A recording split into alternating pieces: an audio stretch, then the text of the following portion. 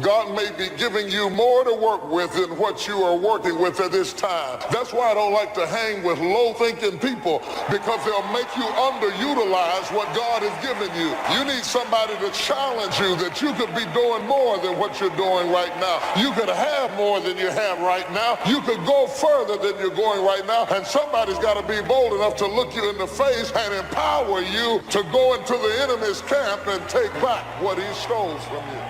Now listen to me. I don't care if you're sick. I don't care what you're going through. If you're not dead, he ain't through with you yet. As long as you waking up, you still in the game. You can still make it happen. As long as that breath in your nostrils move, you still in the game. You still can win. Now get your butt up.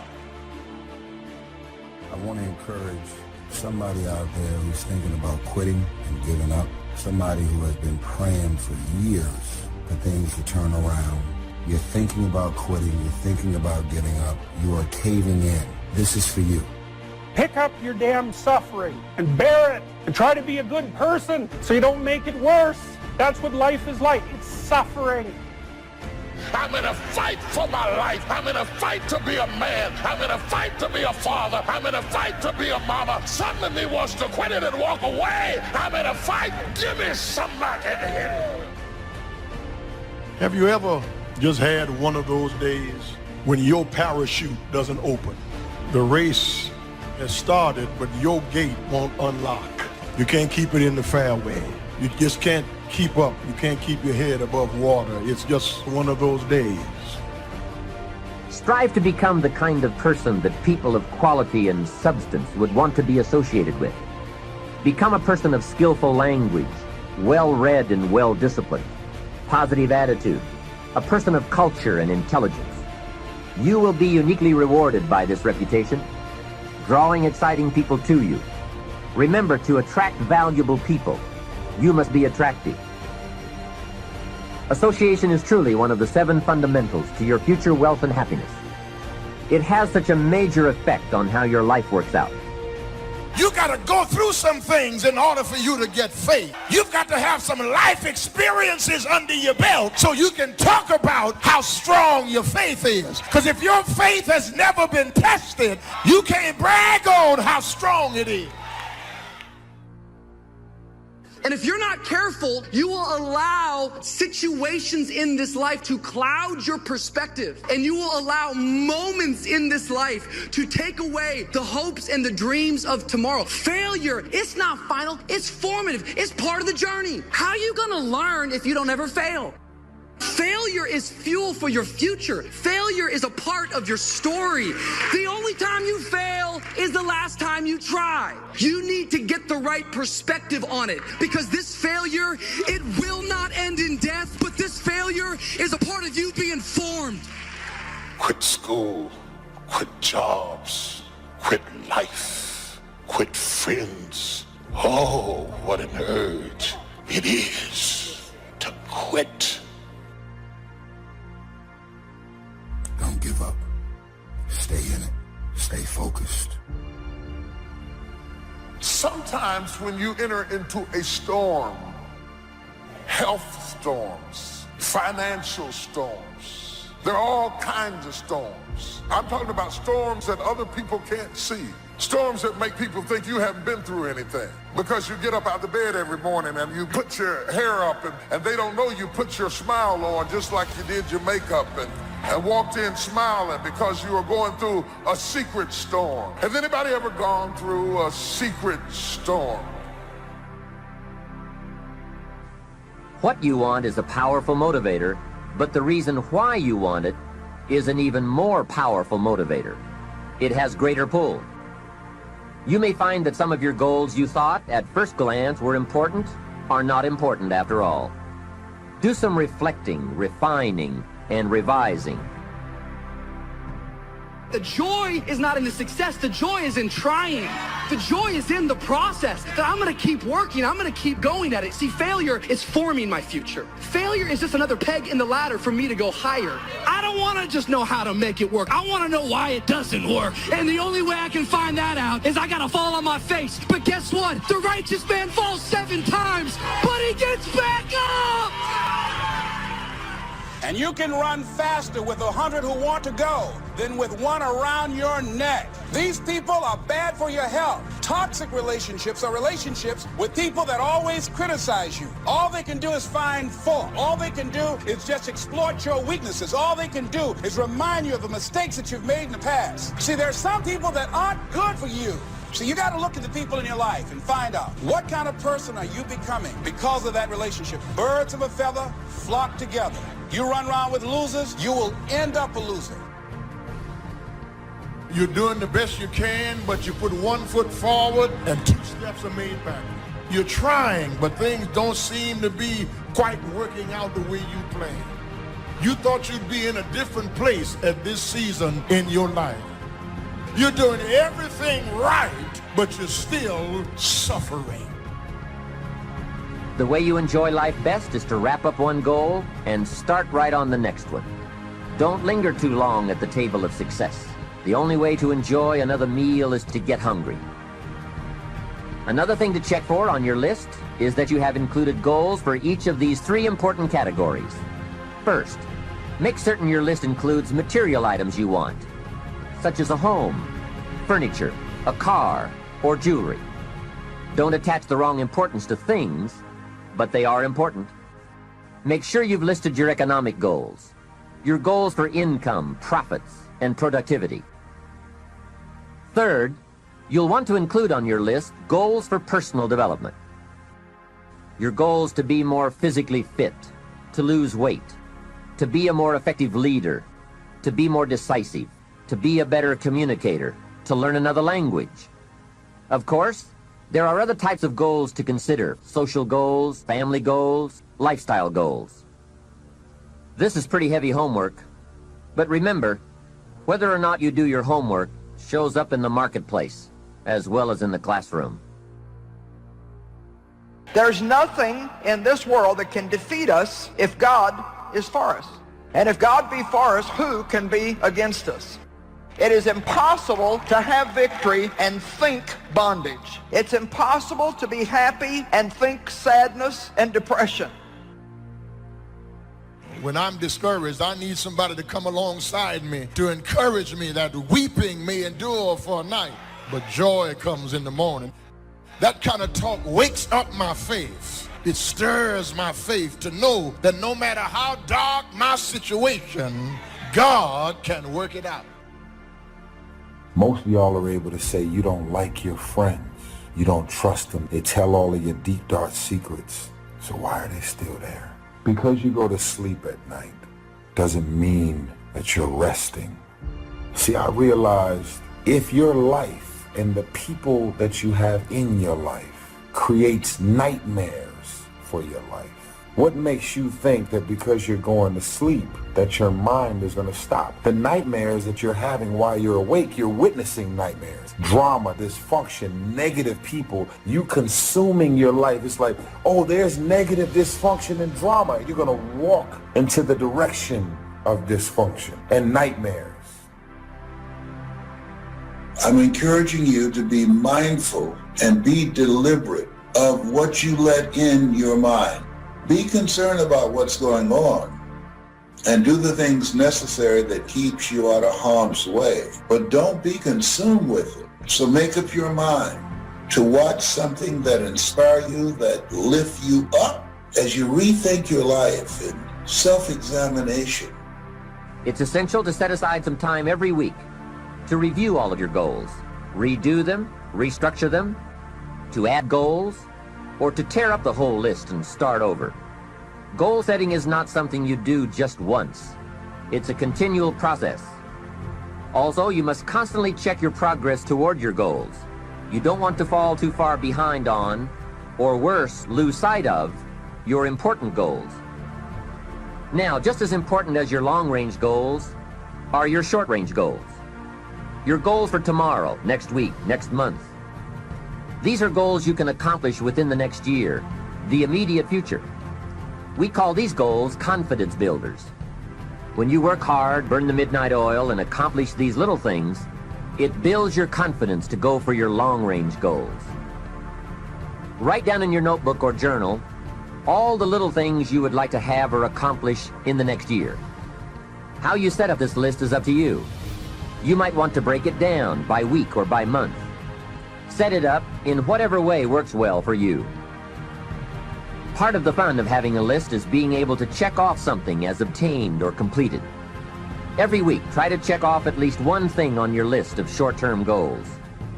And when you are able to check off something major, something on your list of long-range goals, celebrate.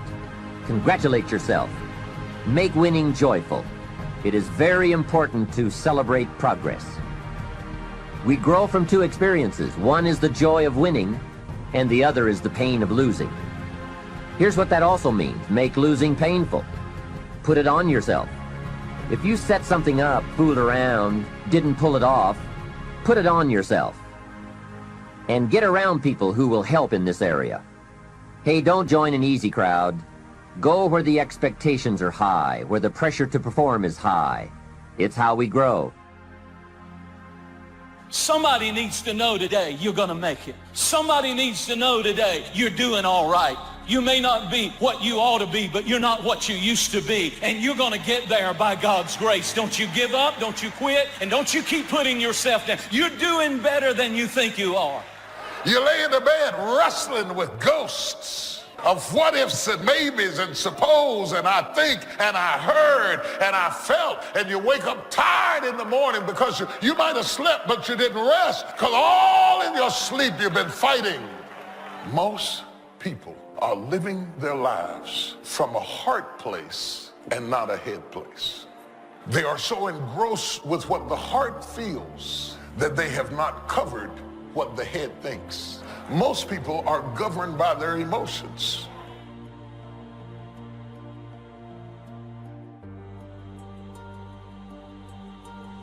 We all need associations with people of substance to provide influence concerning major issues: society, money, love, culture, friendship, taste, enterprise, family, opportunity, community. Behavior is mostly influenced by ideas, and ideas are mostly influenced by education, and education is mostly influenced by the people with whom we associate. So don't join an easy crowd. Make sure you get around people who can ask the right questions about the latest ideas you've discovered, about your philosophy, your enterprise, your goals, your lifestyle.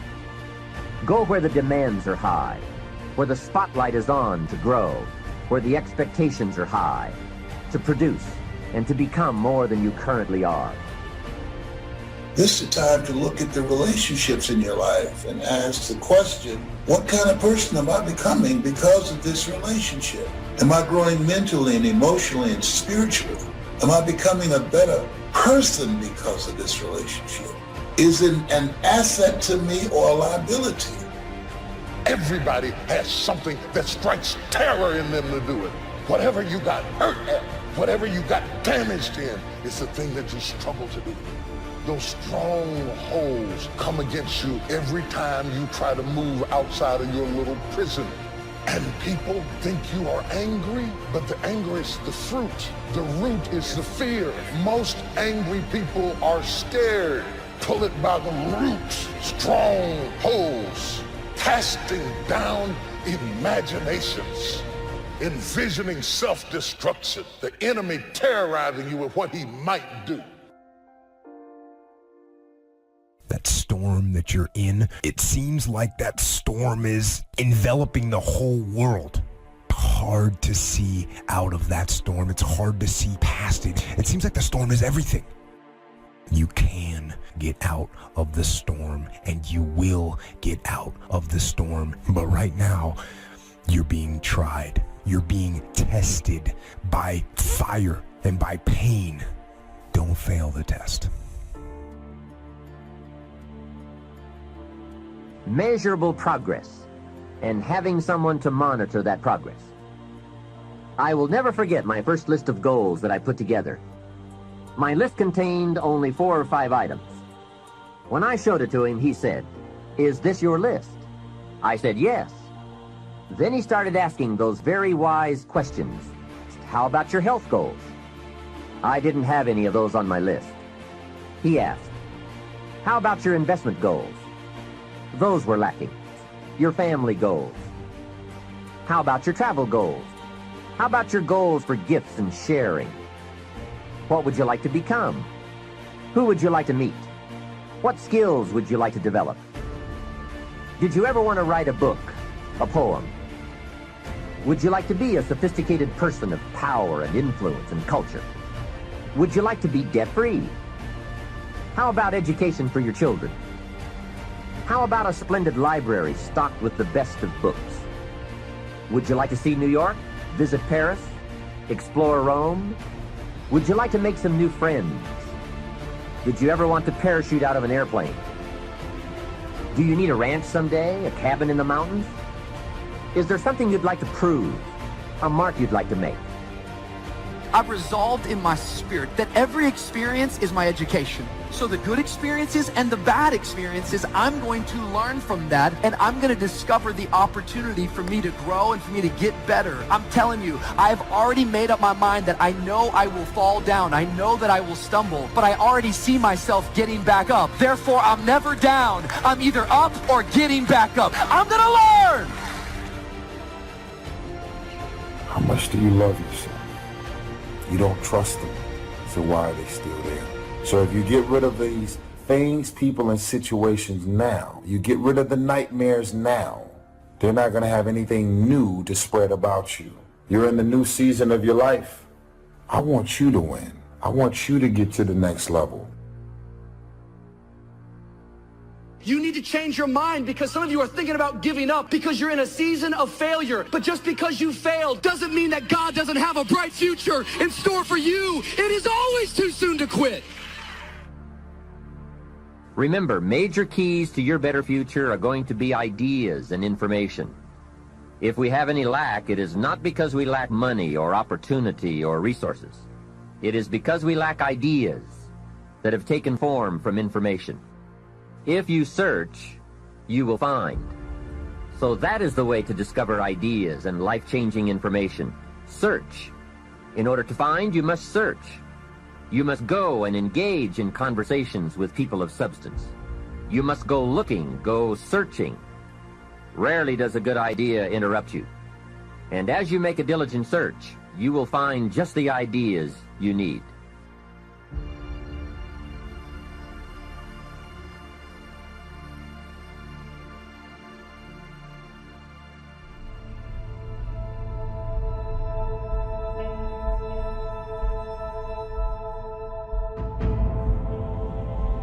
If you want to know how to change your life, I give it to you in 3 words, boring as it sounds.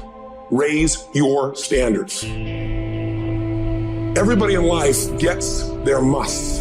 They don't get their shoulds. Most people have a list of shoulds, don't they? Don't you have a list of things you should do, you should follow through on? I should lose some weight, I should work out more, I should get into the office earlier. People love to have their should lists be met, but it's kind of like New Year's resolutions to kind of know it's not going to happen. But when you decide something is a must for you, and you cut off any possible, you say, I'm going to find the way, or I'm going to make the way. Human beings, when they resolve things, when they make a real resolution inside themselves, which is they raise the standard, they make it a must, they find a way to make things work.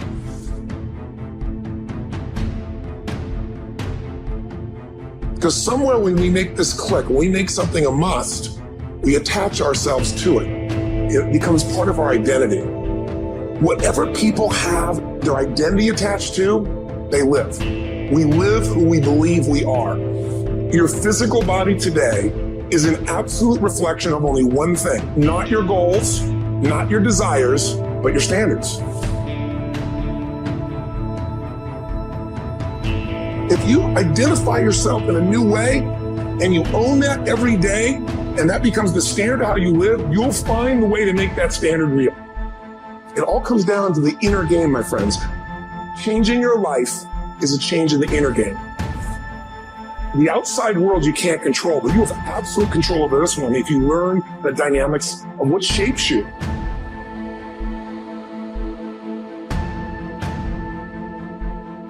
Instead of your goals to lose 10 pounds, which is not compelling, what if your vision was to get back to my fighting weight? You know, this year, this month, this next 90 days, I'm going to transform my body. I'm going to take on a new challenge. I'm going to find some technique or strategy. There's a million of them. that can reframe myself where I want to feel younger, stronger, more vibrant than ever before. Here's my reasons, because I want the energy to really make my life work. Because it's tough out there and I want to be stronger than I've ever been before.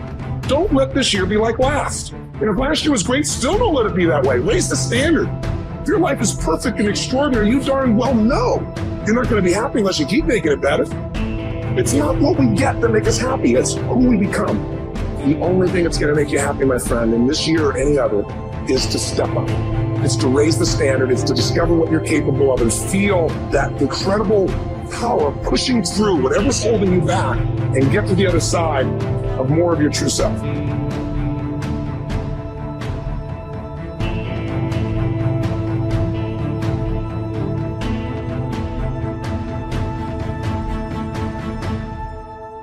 Credit goes to our awesome patrons who make videos like this one possible. Consider joining them to support our work. You can also support us by subscribing to our channel and clicking the bell button to get notified when our new videos are released. And as always, thank you for watching. But most of all, success is making your life what you want it to be, considering all the possibilities, considering all the examples. What do you want for your life? That is the big question. Remember, success is not a set of standards from our culture, but rather a collection of personal values, clearly defined and ultimately achieved. Success is your better life for you, the design you give it, the dreams you accomplish. Making your life what you want it to be for you, that is success. One morning at breakfast, shortly after I met Mr. Show, he asked me if he could see my current list of goals. He said, "Let me see your list of goals, and let's go over them and talk about them. Maybe that's the best way I can help you right now." And I said, "I don't have a list." He said, "Well, is it out in the car or at home somewhere?" I said, "No, sir, I don't have a list anywhere." He said, "Well, young man, that's where we better start." Then he added, "If you don't have a list of your goals, I can guess your bank balance within a few $100s, which he did, and that got my attention. I said, "You mean that if I had a list of goals, that would change my bank balance?" He said, "Drastically." That day I became a student of how to set goals. And sure enough, when I learned how, my whole life changed. My income, my bank account, my personality, my lifestyle, my accomplishments. Recreating you, and you have the power to do that. You can decide that you're going to change, that you're not going to be a wimp. You can decide that you're going to stand up to life. You can decide that I'm going to live each day as if it were my last. You have the power to make that decision.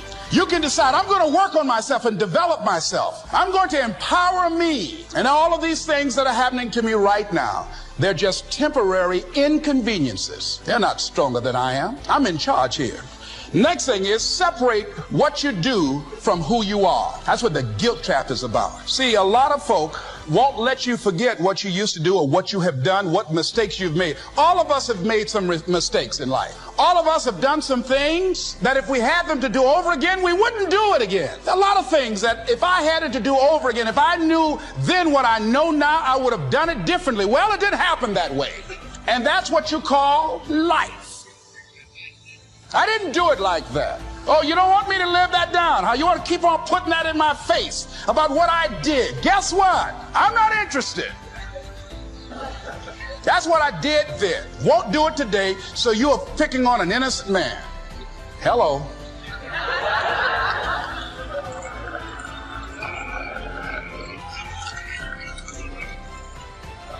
So as you're in the process of reinventing your life, write a description of the kind of person that you want to be. What are the things that you must overcome? What qualities about your personality you know that you're going to have to change because those particular characteristics are liabilities to you? What are your assets? What are your strong points? Your identity, your personal worth, the thoughts, concepts, and attitudes and beliefs you hold to be true about yourself are the thermostat of your life. They regulate everything. You have a money thermostat, a relationship thermostat, a fitness thermostat. And what happens in people's lives is they change the external results, short term. No one's going to tell you this other than me. They start to change their conditions. I'm reading these books, I'm buying these properties, I've made a little bit of money, and your results begin to exceed. You start getting 85 and 90 degrees of results, but you didn't do the work to change your identity. You didn't change the thermostat your life is set at. And guess what starts to happen? I watch it over and over. You will thank me for this right here someday soon. The results get a little higher. They're 85. I closed the deal. I made a little money. I closed another one. I made a little money. I got this going. I've lost 20 pounds. Whatever it is. The results start to get higher than their set thermostat temperature. And guess what you do unconsciously? You don't even know you're doing it. You turn the air conditioner on of your life and you will cool it back down eventually to get it right back where you're comfy, 75 degrees. Same thing happens when it goes bad. You're broke. The water's turned off. The power's turned off. Your car gets repossessed. They dynamite your property. You find a way to turn the heater on and get it back. The key to life is not the knowledge you learn. You have to have that. Knowledge is not power if it's not applied. The key in life is changing that internal thermostat. And if you don't change that, listen to me. It'll seem coincidental. Yeah, something happened to the property. It was a bad rain. Construction costs went up. The market conditions changed. The interest rate went up. No.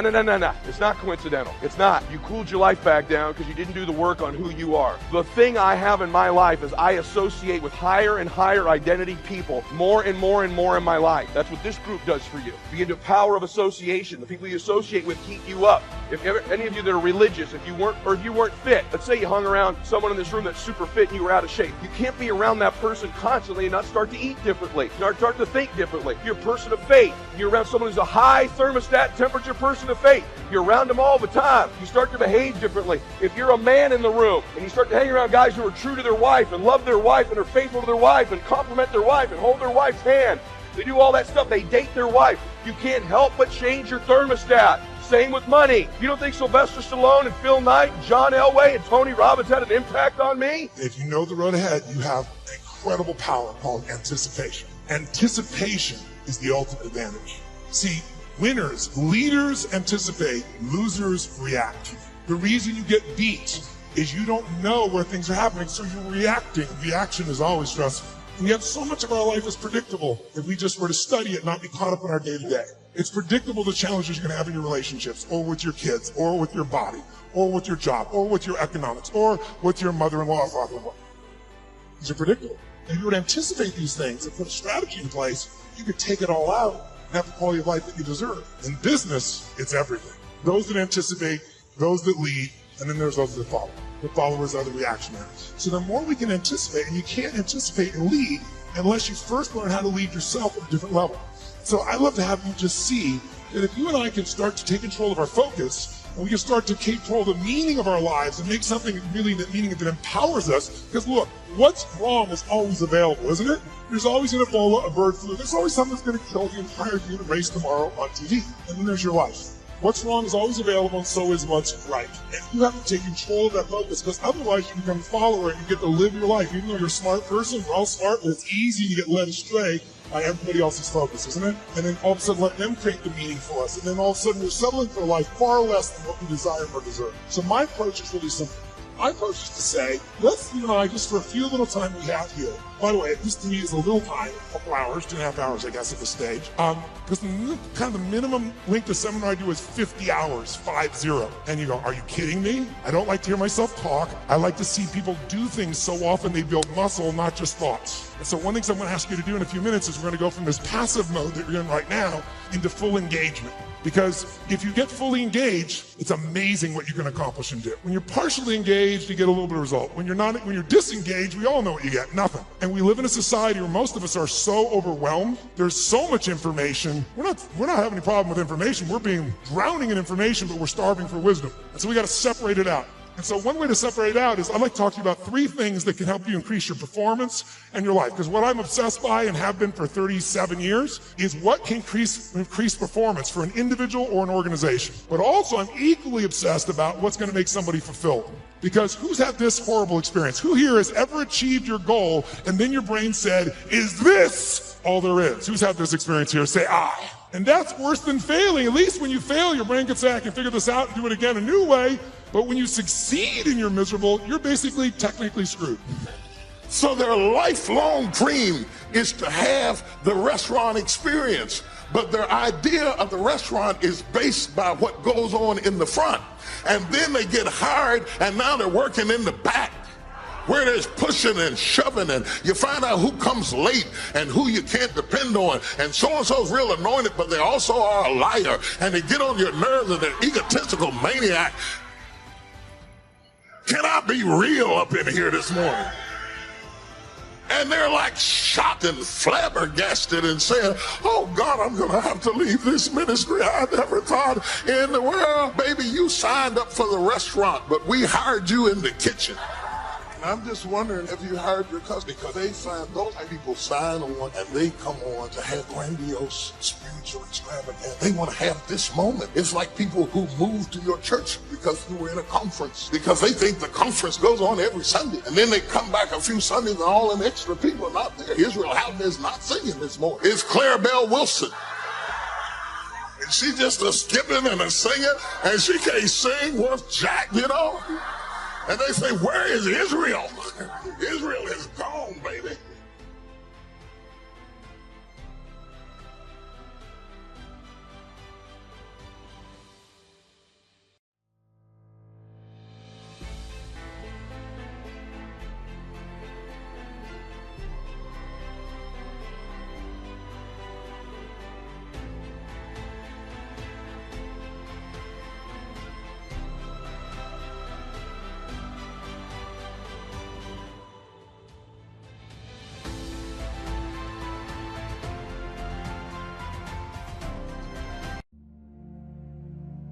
You cannot get people to believe in your dream until you believe in it yourself.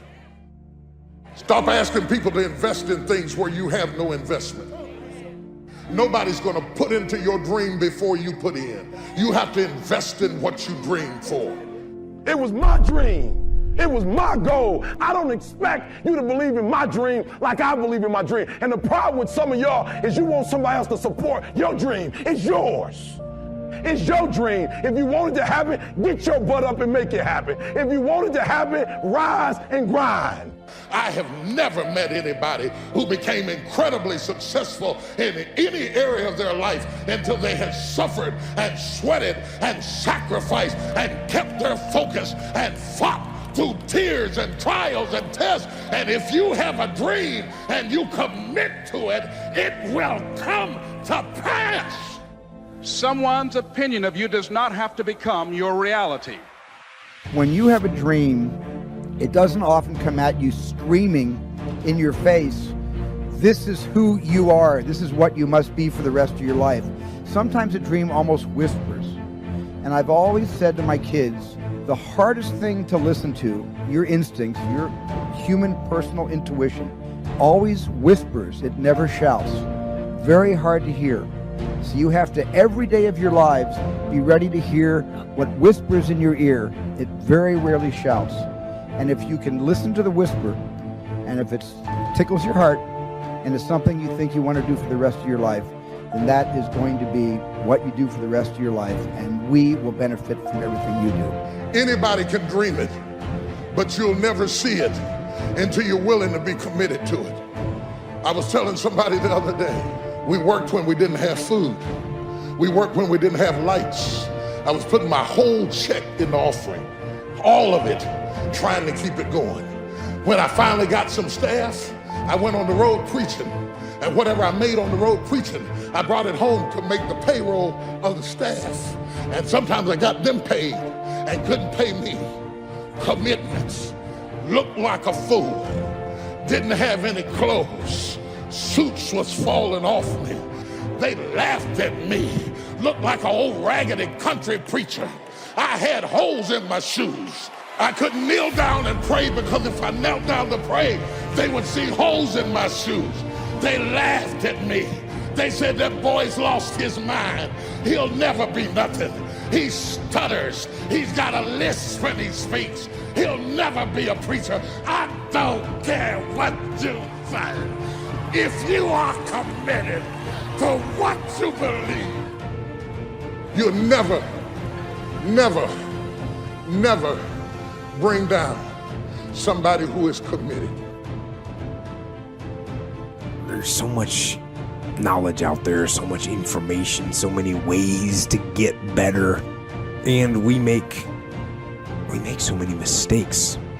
We're the product of our mistakes. Everyone starts to blame other people for their problems. Well, I can't succeed because of racism or xenophobia or homophobia, some of which might be legitimate. You are the master of your own destiny. It starts with making your bed in the morning, being the best version of yourself, and being a champion of the decisions you make. Your breaking point is your breakthrough point. If God can remove something from your life that you never dreamed of losing, can't you trust him to bring something new and better in your life that you never dreamed of? Oftentimes the lesson is sitting there right in front of our face. It's there to be learned, but we miss it, or we don't pay attention to it, or we think we know better until it punches us in the face. And the most important thing to learn is that we have so much to learn. We all do. And we can learn from school and from people and from experience, and we learn from life. But you have to process the information. You have to absorb it. You have to accept it. You have to open your mind. You gotta free your mind so that you can learn and make real progress. At some point, you have to learn that life is about what's possible for you right here, right now. It's about how high you can jump today, not where you fell yesterday. If you're going to live fully, this is the correct attitude, right here, right now. So what's the problem? Why do we run away from the moment? Why does the moment terrify us? It's supposed to be simple. From this point right here, right now, you can create the rest of your life. The decision in the moment to change. But it's not that simple. It's not that easy to just capture the moment. The reason it's so hard to capture the moment is because the moment is always dragging along a past or preparing for a future.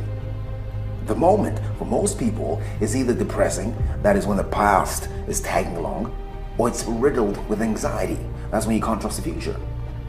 Depression and anxiety, where you came from and where you're going, are constantly spoiling the moment. You got to become a risk taker. Viscott said if you're not willing to risk, you can't grow. And if you can't grow, you can't become your best. And if you can't become your best, you can't be happy. And if you can't be happy, then what else is there? You know what?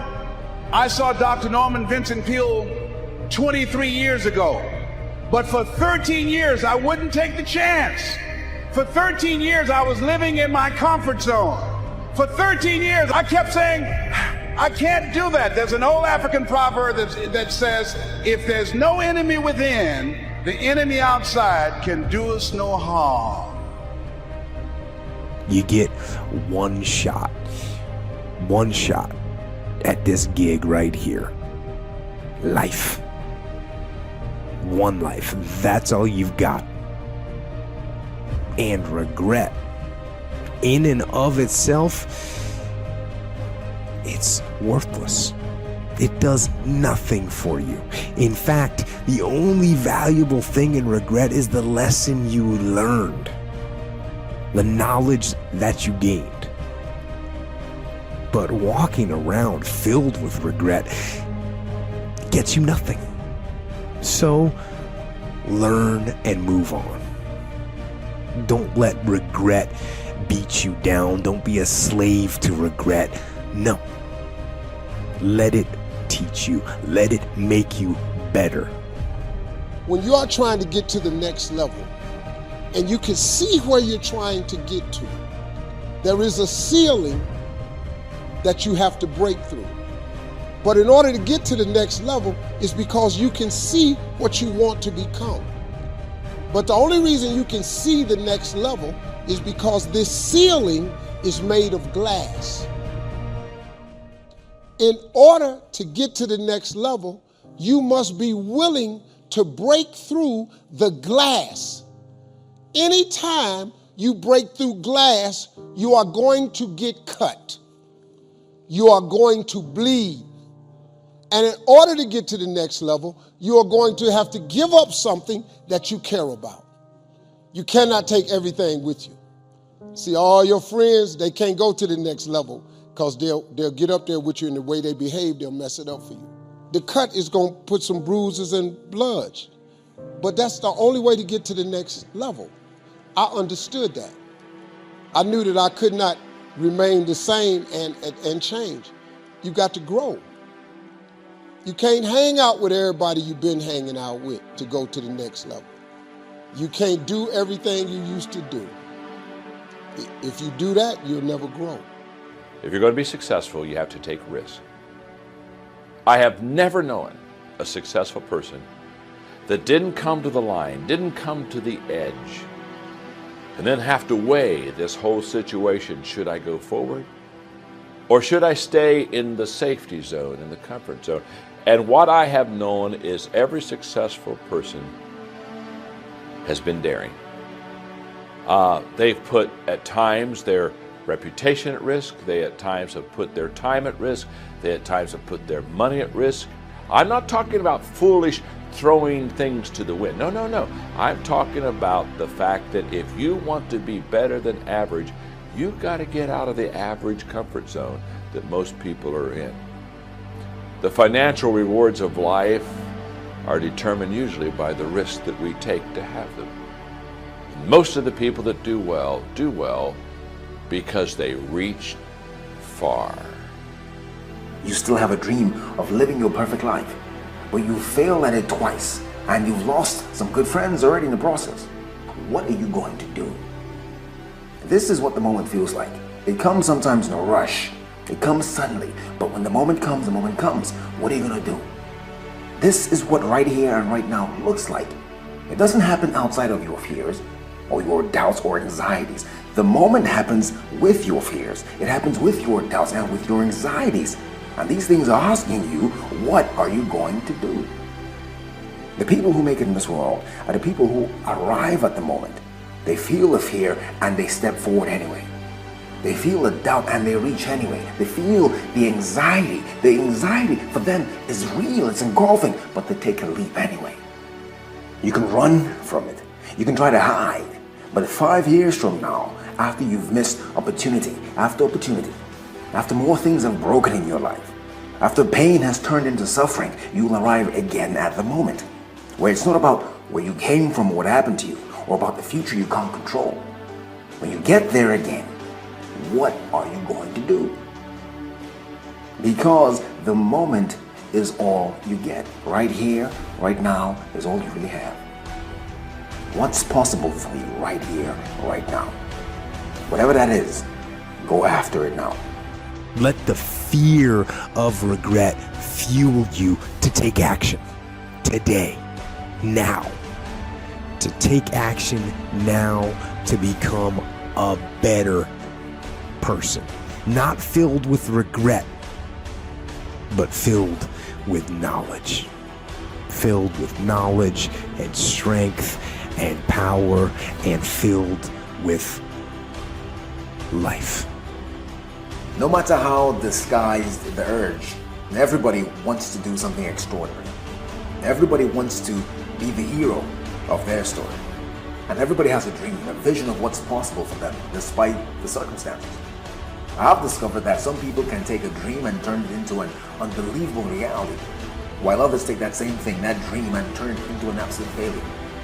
You see, it's easy to say, I have a dream. That's easy. You can say that when the enthusiasm is there. You can say that when your friends are still with you. You can say that when you have enough money in the bank.